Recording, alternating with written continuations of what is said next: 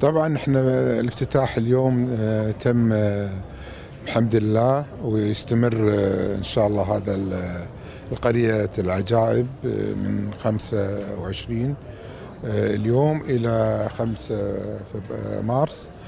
طبعا يشارك العديد من المبادرين واصحاب المشاريع الصغيره في بعض البوثات باسعار رمزيه عن طريق برنامج آية الهيكله.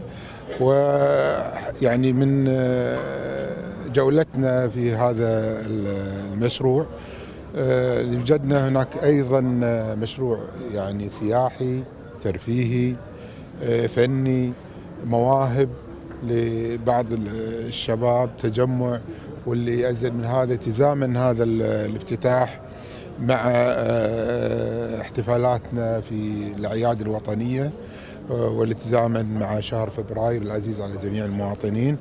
فنتمنى التوفيق والشكر كثير على الشركة اللي نظمت هذه الفعالية.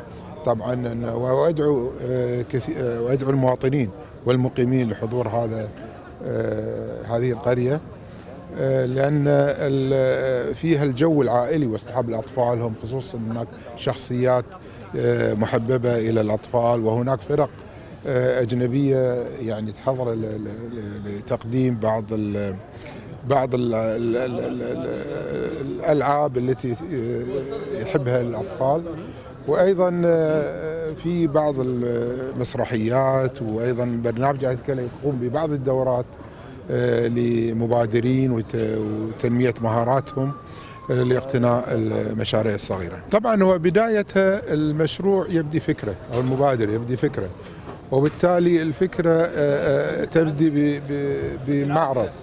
المعرض يكون بسيط مثل هذه الفعاليات، لأنه يكون فيها زوار. المبادر يتعلم منه كيف يسوق منتجه، كيف انه يجمع اكثر عدد ممكن من الزباين، يسوق بضاعته. فهني تبدي الاسس الاوليه للمشاريع الصغيره، وبالتالي ان شاء الله من بعدها ان يعني المشروع هذا يكبر ويكون خاص يعني يكون عنده رخصة تجارية ويقوم بالتسويق على مستوى أعلى إن شاء الله.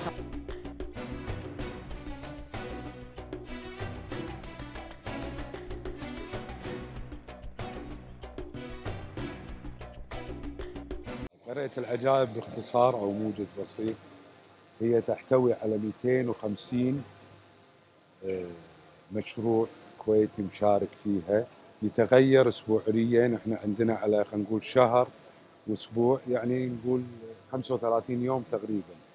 هذا من جانب. عندنا الجانب الاخر المسرح، مواهب عندنا اللي هي قريه نخرج القلم.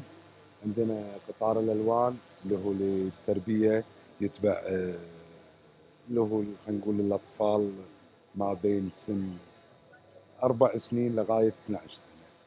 هذا باختصار يعني اللي متواجد في قرية العجائب. طبعا ناهيكم عن المسارح والأعمال اللي حنقوم فيها، اللي هي مد قشقر أو الزومبي اللي أول مرة في الكويت متواجد. عندنا أيضا الباندا كذلك من الشخصيات للطفل، ناهيك عن لعب الرماح وخلاف السهام اللي هو الشباب. راح تكون القرية مبطلة إن شاء الله من 10 ل 10 مساء يوميا، عدا يوم الجمعة. احنا عكس الناس، يوم الجمعة بعد صلاة الجمعة إن شاء الله نكون متواجدين.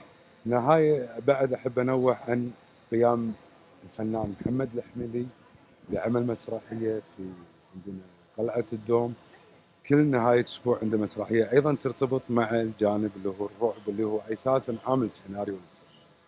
هذا طبعا بمناسبة الأعياد الوطنية. أكيد انطلاقتنا ما أتت إلا مع تولي حضرة سيدي حضرة صاحب السمو مغالي لكم، وهي راح تستمر مع فبراير وخلافه. وعندنا أيضا فعاليات أسبوعية راح تتنوع لمساهمة أيضا الجمهور.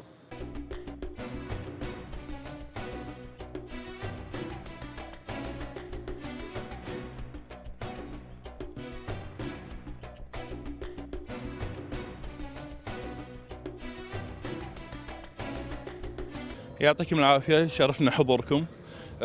فعاليات أخرج القلم موجود بأرض المعارض له شكل مضمون، بمعنى كل الموجودين هنا كويتيين، حتى الوافدين والغير الكويتي بالعكس، لأن بالنهاية الموهبة ما تقتصر على الجنسية، تقتصر على الإنسان هو ذاته نفسه.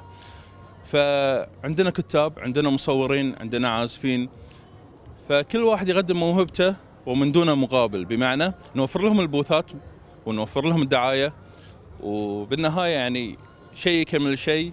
والحمد لله يعني لما يكون الإنسان شيء مدفون داخله قاعد يعيش مرة ثانية، فراح يعيش وراح يقدم كل ما هو يملك، لأن بالنهاية الدولة ما تتطور بالسياسة إنما بالثقافة والفن.